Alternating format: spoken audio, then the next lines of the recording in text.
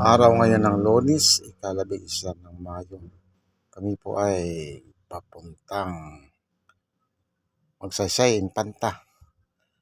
Diretso po ng Real upang kausapin ang seller ng lupa na aming binabalak na kunin ng realty na aking pinapasukan.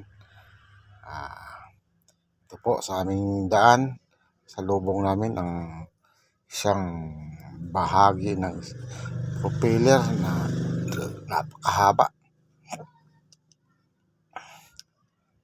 at napakaraming mga naka-escort maglalakad. Ito, mabagal ang takbo ng trailer.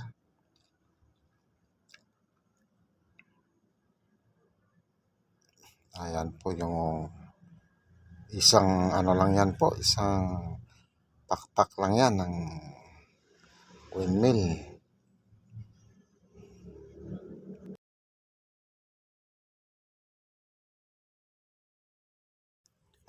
Tuloy ang aming pagtakbo dito sa Marcos Highway.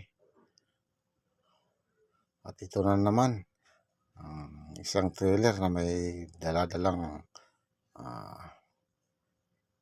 isang parte ng propeller ng windmill. Nilalakad lang nila ito mula Infanta hanggang dito sa may Mataripis, Tanay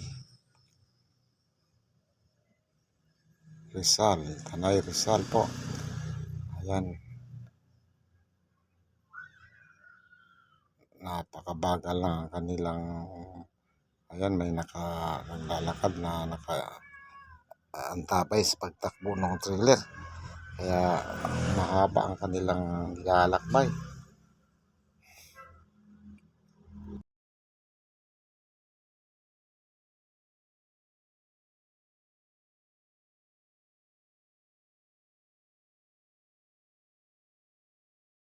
Dito na kami sa kabundukan ng Sierra Madre, sa ibabaw po ng Santa Maria, Laguna, along Marilaki. Ito, patuloy kami pagtakbo papuntang Infanta at Real. Naman po yung